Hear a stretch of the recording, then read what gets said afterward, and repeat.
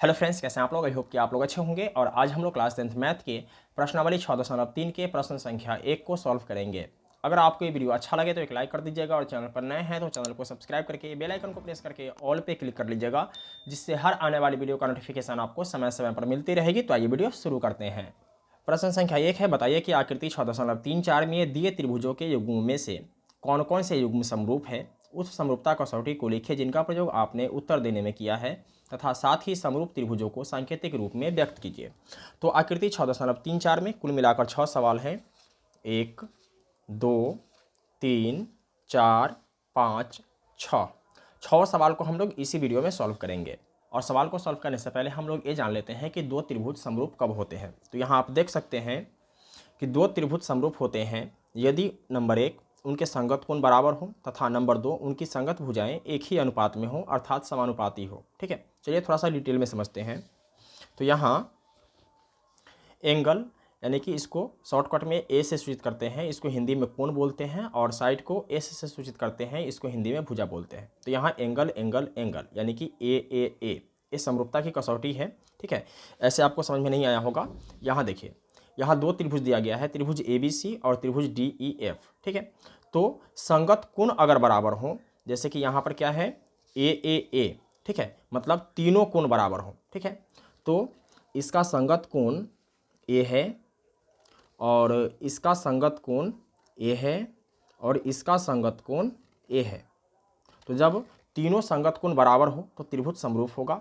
इसके बाद angle angle, ठीक है, यहाँ 2 बार एंगल है, मतलब ये कि अगर दो कोण भी बराबर हो तो त्रिभुज समरूप होगा। ठीक है, इसके बाद साइड साइड साइड, ठीक है, यानी कि S, जब इस त्रिभुज का तीनों भुजा इस त्रिभुज के तीनों भुजा के बराबर हो तो त्रिभुज समरूप होगा। कहने का मतलब ये है कि जितना बड़ा ए भुजा होगा उतना ही बड़ा ए भुजा होगा, जितना बड़ा ए भुजा होगा उतना ही बड़ा ए भुजा होगा, और जितना बड़ा ए भुजा होगा उतना बड़ा ए भुजा होगा, तो त्रिभुज समरूप होगा। इसके बाद साइड एंगल साइड यानी कि SAS, मतलब ए कि दो भुजा और एक कोण भी अगर बराबर होगा तो त्रिभुज समरूप होगा। चलिए अब सवाल को सॉल्व करते हैं।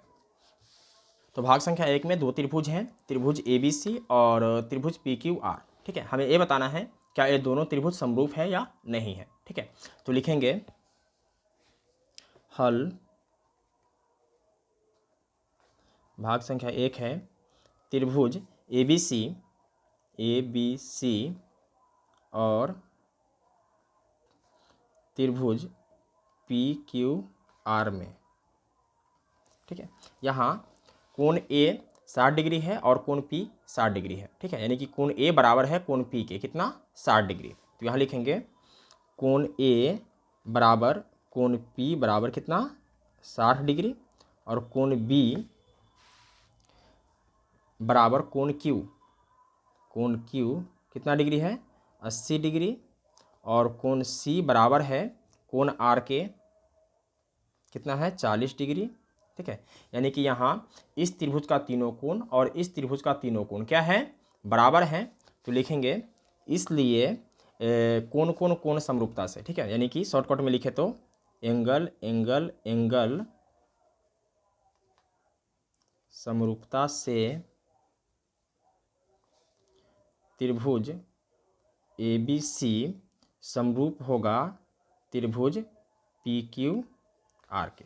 ठीक है, ये जो है ये समरूपता का संकेत है। ठीक है, यानी कि चिन्ह है।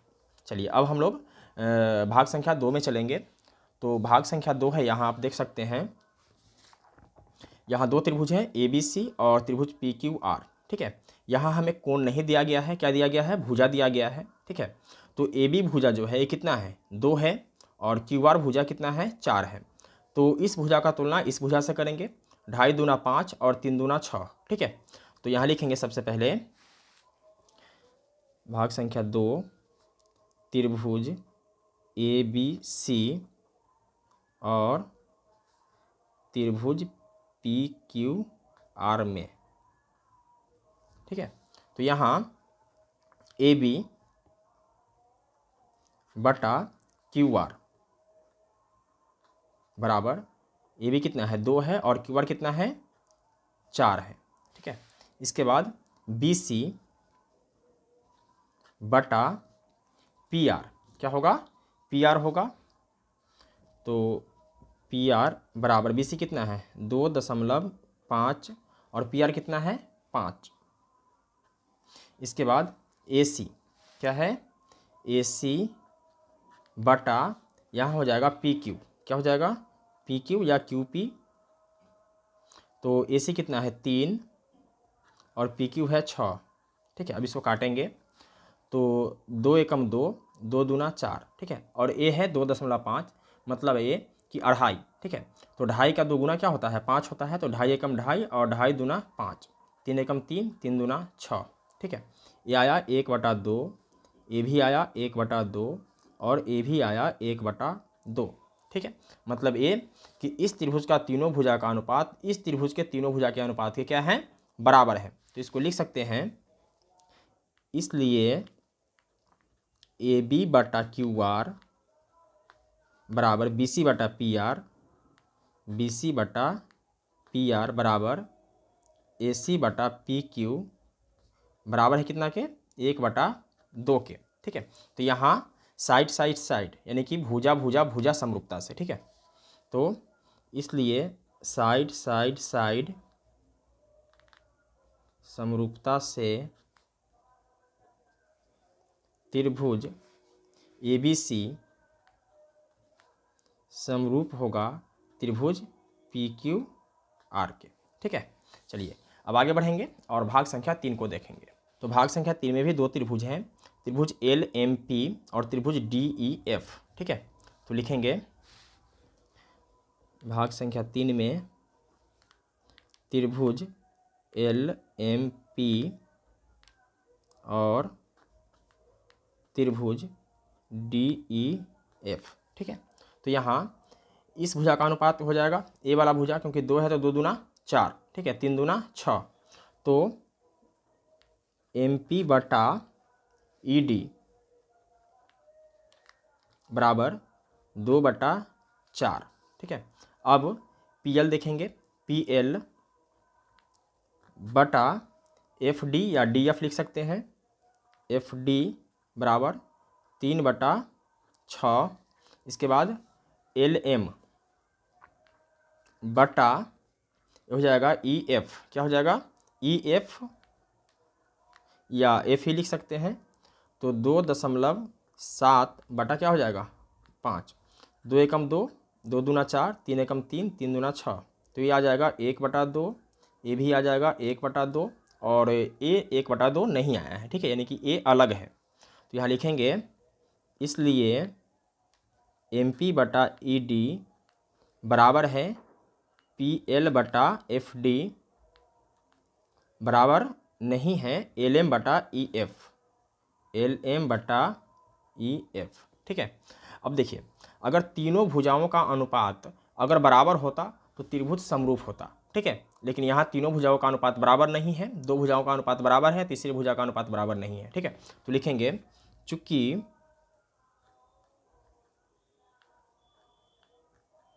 त्रिभुजों के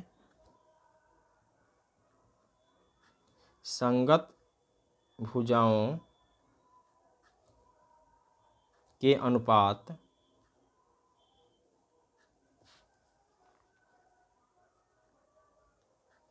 बराबर नहीं है, इसलिए त्रिभुज एल एम पी और त्रिभुज डी ई एफ क्या है समरूप नहीं है, समरूप नहीं है। चलिए अब आगे बढ़ते हैं और भाग संख्या 4 को देखते हैं। भाग संख्या 4, इसमें भी 2 त्रिभुज हैं, त्रिभुज एम एन एल, त्रिभुज एम एन एल और त्रिभुज क्यू पी आर, त्रिभुज क्यू पी आर में। तो यहाँ कोण एम बराबर है कोण क्यू के, कोण एम बराबर है कोण क्यू के, कितना है 70 डिग्री। ठीक है, इसके बाद एम एन बटा देखिए ये 2.5 है ठीक है। तो ये कितना है 5, ठीक है। तो mn बटा कितना हो जाएगा pq बराबर 2.5 बटा 5, ठीक है। अब देखिए ml क्या है, ml बटा QR क्या है, QR बराबर, तो ए है 5 और ए है 10, ठीक है। कुछ किताबों में यहाँ 5 की जगह पर 6 दिया हुआ है, ठीक है। इसको आप लोग ध्यान रखिएगा, ठीक है। अगर 6 होगा तो इसका अनुपात बराबर नहीं होगा। क्यों? क्योंकि 2.5 दूना 5 होता है और 5 एकम 5, 5 दूना 10, ठीक है। तो एक कोण और दो भुजाओं का अनुपात बराबर है, इसलिए त्रिभुज क्या होगा, समरूप होगा।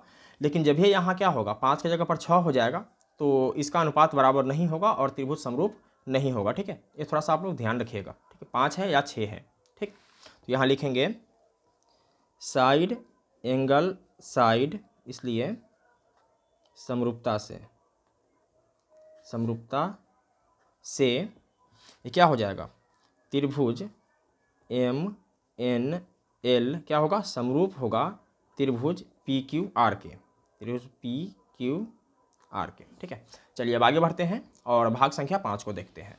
भाग संख्या 5 है त्रिभुज ABC और त्रिभुज DEF, त्रिभुज ABC और त्रिभुज DEF में, ठीक है। तो यहाँ कोण A है 80 डिग्री और कोण F है 80 डिग्री, ठीक है। यानी कि कोण A बराबर है कोण F के कितना, 80 डिग्री। तो यहाँ लिखेंगे कोण A बराबर कोण F बराबर कितना, 80 डिग्री, ठीक है। अब देखिए इस कोण के साइड में दो भुजा है, एक भुजा A है और एक भुजा A है, ठीक। इसी प्रकार से इस कोण के साइड में दो भुजा है, एक भुजा A है और एक भुजा A है, ठीक है। तो इसका तुलना इससे करेंगे और इसका तुलना इससे करेंगे, ठीक है। आप 3 दूना 6 मत कर देना, ऐसा करने से गलती हो जाएगा, ठीक है। तो यहाँ लिखेंगे AB, क्या लिखेंगे, AB बटा DF या FD, कुछ भी लिख सकते हैं, FD बराबर कितना है, तो 2.5 बटा 5, ठीक है। काटेंगे तो 2.5 एकम 2.5 और 2.5 दूना 5, ये आ जाएगा 1/2, ठीक। अब देखिए AC क्या, AC बटा EF या FE, ठीक है।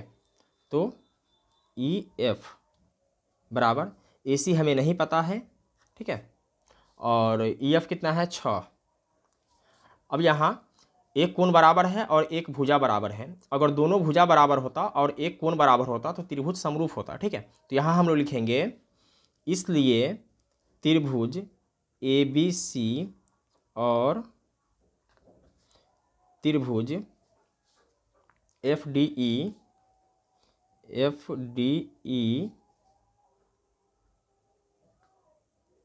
समरूप नहीं है, समरूप नहीं है। क्यों नहीं है? क्योंकि साइड एंगल साइड यानी कि भुजा कोण भुजा समरूपता को संतुष्ट नहीं करते हैं, नहीं करते हैं, ठीक है। चलिए अब आगे बढ़ते हैं और भाग संख्या 6 को देखते हैं। तो भाग संख्या 6 में दो त्रिभुज हैं, त्रिभुज DEF और त्रिभुज PQR, ठीक है। और इसमें भी दो कोण दिया गया है और इसमें भी दो कोण दिया गया है, तीसरा कोण हमें पता करना है, ठीक है। तो लिखेंगे भाग संख्या 6 त्रिभुज DEF और त्रिभुज PQR में, ठीक है। यहाँ देखिए कोण D और कोण E दिया गया है, कोण F पता नहीं है, ठीक है। लेकिन हम लोग जानते हैं कि त्रिभुज के तीनों कोणों का योग क्या होता है, 180 डिग्री होता है, ठीक है। तो इस तरीके से हम क्या करेंगे, कोण F पता कर लेंगे। तो यहाँ लिखेंगे कोण D प्लस कोण E प्लस कोण F बराबर कितना, 180 डिग्री। कोण D कितना है 70 डिग्री, तो यहाँ लिखेंगे 70 डिग्री प्लस कोण E कितना है 80 डिग्री, तो यहाँ 80 डिग्री प्लस कोण F बराबर 180 डिग्री, ठीक है, देखिए 8 7 15 यानी कि 150 डिग्री हो जाएगा ये, प्लस कोण एफ बराबर 180 डिग्री, इसलिए कोण एफ बराबर क्या हो जाएगा 180 डिग्री, और प्लस का 150 डिग्री जब इधर आ जाएगा तो ये हो जाएगा माइनस का 150 डिग्री, और घटाएंगे तो कितना निकलेगा 30 डिग्री। ठीक है, तो कोण एफ निकल गया कितना 30 डिग्री। ठीक है, इसी प्रकार से कोण पी ज्ञात करेंगे। चलो इधर ज्ञात कर लेते हैं। तो कोण पी प्लस कोण क्यू प्लस कोण आर, तीनों कोण मिलाकर कितना होना चाहिए 180 डिग्री होना चाहिए। कोण पी हमें पता नहीं है, कोण क्यू कितना है 80 डिग्री, और कोण आर कितना है 30 डिग्री बराबर 180 डिग्री। कोण पी प्लस 8 3 11 ये हो जाएगा 110 डिग्री बराबर 180 डिग्री, इसलिए कोण पी बराबर 180 डिग्री, और प्लस का 110 डिग्री जब इधर आ जाएगा तो ये हो जाएगा माइनस का 110 डिग्री। ठीक है, घटाएंगे तो कितना निकलेगा 70 डिग्री, तो ये निकल गया 70 डिग्री। ठीक है, अब तुलना करेंगे इसका। तो कोण डी बराबर कोण पी बराबर कितना है 70 डिग्री, इसके बाद कोण ई बराबर कोण क्यू बराबर कितना है 80 डिग्री, और कोण एफ बराबर है कोण आर के, कोण आर के कितना है 30 डिग्री। तीनों कोण बराबर हैं, तो यहाँ कौन सा नियम चलेगा एंगल एंगल एंगल। ठीक है, ए ए ए, इसलिए समरूपता से